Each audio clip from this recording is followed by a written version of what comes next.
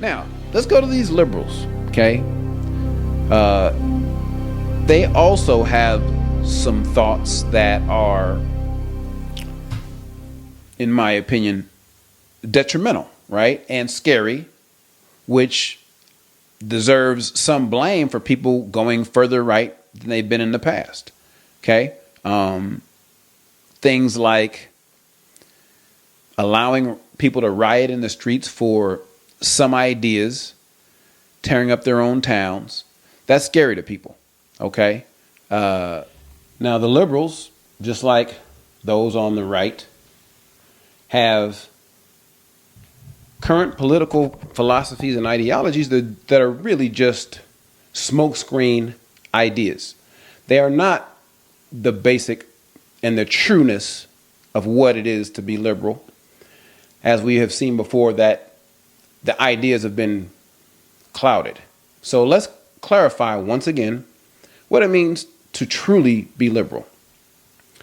The liberal ideology is focused on the opposite of the conservative ideology. The conservative ideology is to conserve what someone has.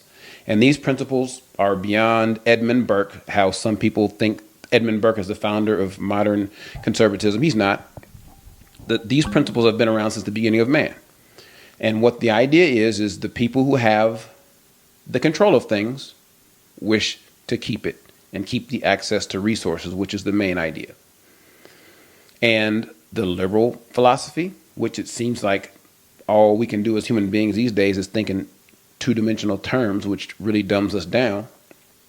But the basis of the liberal ideology is to allow people who don't have the access to the resources to have them and to spread the wealth, so to speak.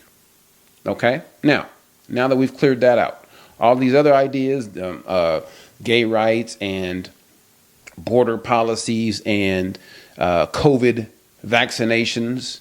I mean, how did that even become politicized? But all those are smoke screens. Okay. Now, neither philosophy is right. Neither philosophy is wrong. As I mentioned earlier, there are times where you need quote unquote conservative philosophies and times where you need liberal philosophies.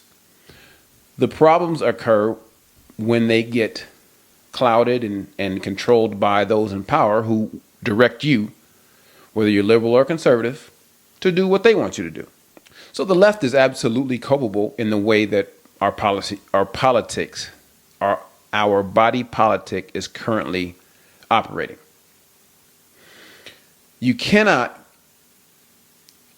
defend Bill Clinton for lying under oath and vote for him not to get impeached or want him not to get impeached when lying under oath is a federal crime. You don't get to deride Clinton.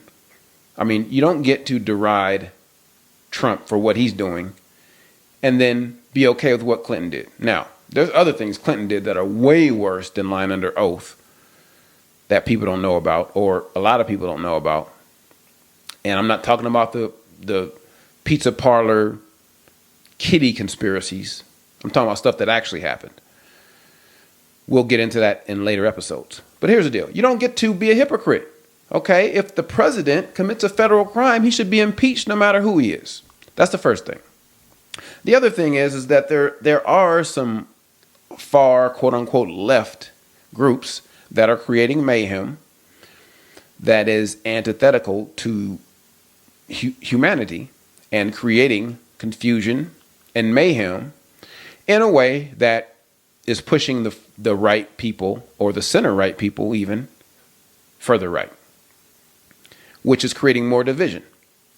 Instead of people being able to look at things in a more nuanced fashion, you become extreme and cause the divisions that we see today.